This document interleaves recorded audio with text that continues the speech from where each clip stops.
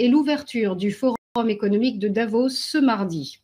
Le Gotha planétaire de la finance, du business et de la politique va s'y réunir pour échanger sur les perspectives de croissance mondiale. Pour cette édition, le pessimisme ambiant de l'an passé semble avoir disparu. 80% des dirigeants d'entreprises se disaient alors inquiets pour 2023.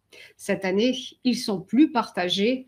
Seuls 45% d'entre eux anticipent un ralentissement économique et 38% tablent sur une amélioration de la situation. C'est le résultat d'une enquête menée par le cabinet PwC pour laquelle 4700 dirigeants d'une centaine de pays ont été sondés. En tête de leurs préoccupations, l'inflation, les conflits géopolitiques ainsi que les risques liés à l'intelligence artificielle. Les échanges se poursuivront jusqu'à vendredi avec cette année le thème suivant, reconstruire la confiance. À noter qu'Emmanuel Macron s'y rendra demain, mercredi, aux côtés d'une dizaine de patrons de start-up françaises. Le président qui sortira tout juste de sa grande conférence de presse télévisée en prime time. Face aux questions des journalistes durant 2 heures, le chef de l'État doit donner un nouveau souffle à son quinquennat ce soir. L'Élysée a déjà évoqué l'idée d'un rendez-vous avec la nation et compte donner les grands axes d'une politique quelques jours après la nomination du nouveau gouvernement dirigé par Gabriel Attal. En ligne de mire, la bataille pour les élections européennes où la majorité présidentielle est largement distancée dans les sondages par le RN. Emmanuel Macron devrait évoquer également l'inscription dans la Constitution de l'IVG ainsi que la loi sur la fin de vie.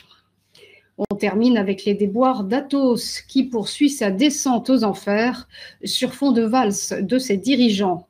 Un nouveau directeur général a été nommé. Il s'agit de Paul Saleh, jusque-là directeur financier de la société. Il succède à Yves Bernard sur le départ en raison de divergences de vues sur la gouvernance et qui n'aura pas officié 3 mois complets. L'Américain doit mener à bien le refinancement de la dette colossale de 5 milliards d'euros qui étrangle le groupe informatique. La nomination de Paul Saleh a en tout cas fait plonger l'action Atos de plus de 15%. On va d'ailleurs y revenir tout à l'heure. La valeur, en tout cas, a déjà décroché de près de 40% depuis le début de l'année. Ce qui nous amène au point bourse, le rappel de la clôture des indices hier avec une Europe dans le rouge. Le CAC 40 a reculé de moins 0,72% et s'établit à 7411 points. À Francfort, le DAX a fléchi de moins 0,49%, pointant à 16 622 points, le tout dans un contexte de repli du PIB allemand, tout comme le FTSE londonien qui a perdu moins 0,39% à 7 614 points, alors qu'à Madrid, l'IBEX s'est effrité de moins 0,18%, et quant au MIB de Milan, eh bien, il a rendu moins 0,47%. Enfin, outre-Atlantique, vous savez sans doute que Wall Street était fermée en raison du jour férié dédié à la mémoire de Martin Luther King. Et on termine ce point par le Nikkei. L'indice de Tokyo ce matin a clôturé en baisse de moins 0,79%. Et c'est la fin d'une série de 6 hausses consécutives.